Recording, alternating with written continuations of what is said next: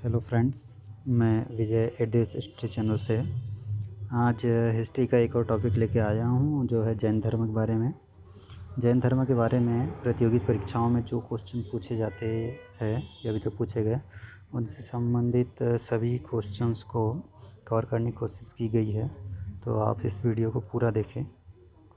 Video start करने से पहले मेरा चैनल सब्सक्राइब कीजिए ताकि आगे भी जो वीडियो मैं अपलोड करूं आप तक पहुंच सके। ठीक, तो स्टार्ट करते हैं। आज हिस्ट्री के सब्जेक्ट से एक और टॉपिक है जैन धर्म। जैन धर्म के बारे में समझेंगे।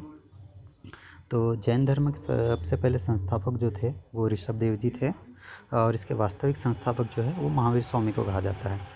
जैन धर्म में कुल 24 तीर्थंकर हुए हैं, जिसमें सबसे पहले जो है ऋषभ देव जिनको संस्थापक कहा जाता है, किंतु वास्तविक संस्थापक महावीर स्वामी हैं।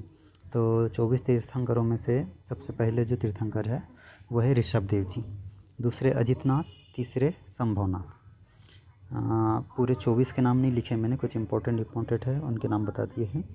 तो 21वें नंबर के जो तीर्थंकर है उनका नाम नमीनाथ, 22वें तीर्थंकर है अरिष्टनेमी और 23वें तीर्थंकर पार्श्वनाथ। कई बार एग्ज़ाम में 23वें तीर्थंकर पूछ लेते हैं, तो इसलिए पहला, दूसरा और 23, 24 इम्पोर्टेंट है। एक और चीज़ यहाँ लिखा नहीं है मैंने, जो अरिष्टनेमी है, अरिष्टनेमी जी को भगवान कृष्ण के संबंधी भी माना जाता है, तो याद रखना अरिष्टनेमी का नाम भी। तो महावीर स्वामी के जीवन परिचय के बारे में थोड़ी जानकारी लेते हैं। महावीर स्वामी जी का जो जन्म है वो 540 ईसा पूर्व में हुआ था। जन्म स्थान था इनका वैशाली के निकट जो है कुंडलग्राम, यानी वैशाली के कुंडलग्राम में हुआ था। इनके पिता का नाम सिद्धार्थ था जो क्षत्रिय कुल के प्रधान थे। वज्जी संघ था क्षत्रिय कुल। ऐसे ही माता का जो नाम है वो है त्रिशला, ये भी क्षत्रिय कुल से संबंधित थी, लिच्छवी शासक चेटक की बहन।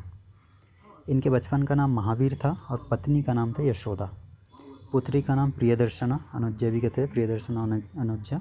इनके दामाद जो है वो जमाली।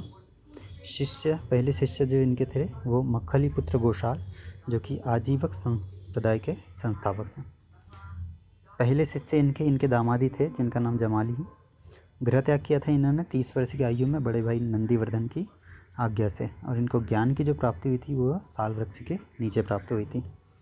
इन्हें अपने उपदेश अधिकतर प्रमुख उपदेश जो है वो राजगृह में बराकर जो नदी है उसके तट पर दिए थे।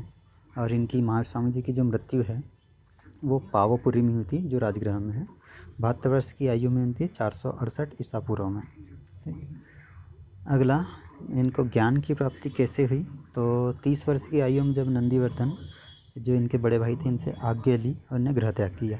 गृह त्याग के बाद 12 वर्ष की कठिन तपस्या के बाद 42 वर्ष की आयु में रिजुपालिका नदी के तट पर जुम्बिक ग्राम में इनको ज्ञान की प्राप्ति हुई।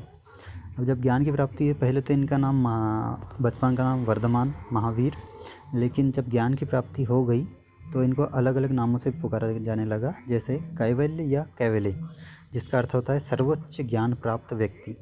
जिन यानी कि विजेता। अरहत का अर्थ होता है पूज्य, और निर्ग्रंथ का अर्थ होता है बंधन रहित, मतलब बंधन से, किसी भी प्रकार के बंधन में नहीं है जो। ठीक, ऐसे ही जैन धर्म के महाव्रत है। तो पार्श्वनाथ जी जो 23 तीर्थंकर थे उनके द्वारा 4 महाव्रत प्रतिपादित किए हैं। 4 कौन कौन से हैं? पहला सत्य, दूसरा अहिंसा, तीसरा अपरिग्रह और चौथा अस्तेय। भगवान महावीर स्वामी ने इसमें 5वां महाव्रत जोड़ा, जिसको ब्रह्मचर्य कहा जाता है। तो जैन धर्म के अनुसार अभी के समय में अगर जानकारी लेते हैं तो जैन धर्म में 5 महाव्रत है: सत्य, अहिंसा, अपरिग्रह, अस्तेय और ब्रह्मचर्य। अहिंसा का अर्थ होता है हिंसा नहीं करना चाहिए। सत्य का मतलब झूठ कभी नहीं बोलना है, हमेशा सत्य ही बोलना चाहिए। अस्तेय का मतलब है चोरी नहीं करना चाहिए। अपरिग्रह मतलब किसी भी प्रकार की कोई संपत्ति का संग्रह नहीं करना है। और अगला जो है ब्रह्मचर्य, मतलब इंद्रियों को वश में रखना। जैन धर्म के 3 रत्न भी है: सम्यक दर्शन, सम्यक ज्ञान, सम्यक आचरण। ठीक, अब कुछ तथ्य देख लेते हैं जैन धर्म के बारे में। जैन धर्म में ईश्वर की मान्यता नहीं है। ठीक, जैन धर्म में आत्मा की मान्यता, मतलब ईश्वर को नहीं मानते हैं, लेकिन आत्मा की मान्यता है इसमें। महावीर स्वामी पुनर्जन्म एवं कर्मवाद में विश्वास करते थे। ठीक, जैन धर्म ने अपने आध्यात्मिक विचारों को सांख्य दर्शन से ग्रहण किया गया है। जैन धर्म को मानने वाले कुछ शासक, उस समय के जो शासक हुए, राजा हुए, उनके नाम कुछ इस प्रकार से हैं, जैसे उदयन, चंद्रगुप्त मौर्य, कलिंग नरेश खारवेल, अमोघ वर्ष जो राष्ट्रकूट वन संबंधित है, और कुछ चंदेल शासक जो जैन धर्म को मानते थे। खजुराहो के जो जैन मंदिर का निर्माण है वो चंदेल शासकों के द्वारा ही किया गया है। और जैन धर्म का प्रसिद्ध केंद्र जो था मौर्य काल में वो मथुरा था, और मथुरा कला का जो संबंध है वो जैन धर्म से ही है। जितने भी जैन तीर्थंकर हुए उनकी जीवनी भद्रबाहु के द्वारा रचित कल्पसूत्र एक साहित्य है, जैन धर्म का साहित्य है उसका कल्पसूत्र, जिसकी रचना भद्रबाहु द्वारा की गई थी। ठीक, तो जैन तीर्थंकरों की जो जीवनी है वो भद्रबाहु के द्वारा रचित साहित्य जो है कल्पसूत्र उसमें है। कर्नाटक का श्रावणबेलगोला एक स्थान है जहाँ पर गोमतेश्वर की मूर्ति का निर्माण किया गया है, काफ़ी विशाल मूर्ति है। महावीर स्वामी ने अपने उपदेश जो है प्राकृत भाषा में दिए हैं। ठीक, भगवती सूत्र ये भी एक साहित्य है जो जिसमें महावीर स्वामी के जीवन पर प्रकाश डाला गया है या उनके बारे में लिखा गया है या वर्णन किया गया है। तो भगवती सूत्र महावीर स्वामी के जीवन के बारे में बताया गया है और 16 महाजनपदों का उल्लेख भी इसमें मिलता है।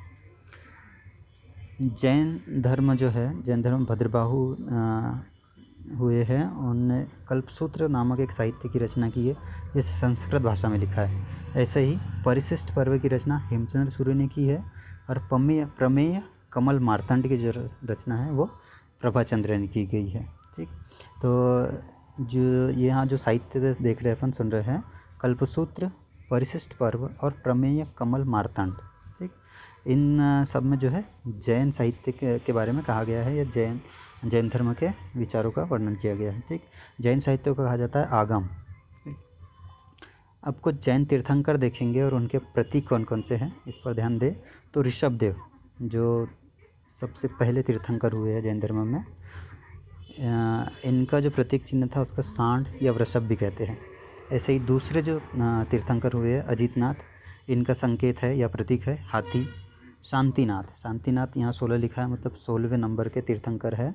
तो शांतिनाथ का जो प्रतीक है वो हिरण है या जिसे मृग भी कहते हैं। ऐसे ही पार्श्वनाथ जो 23वें तीर्थंकर है, उनका प्रतीक सांप, और महावीर स्वामी का जो प्रतीक है वो सिंह है।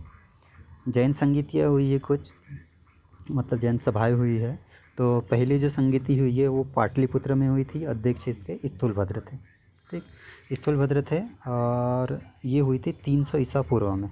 ऐसे ही द्वितीय संगीति जो हुई है वो वल्लभी में हुई है, इसके अध्यक्ष थे देवादी क्षमा श्रवण जो 512 ईसा पूर्व में हुई थी, मतलब 6ठी शताब्दी में हुई थी। ठीक, एक चीज़ यहाँ लिखना भूल गया है, ध्यान देना कि जैन धर्म जो है वो 2 संप्रदाय में बटा है, एक है श्वेतांबर और दूसरा है दिगंबर।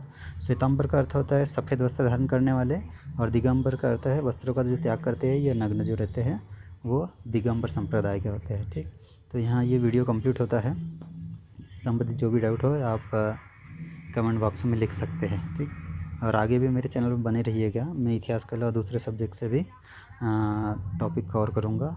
ठीक, तो ठीक है, धन्यवाद।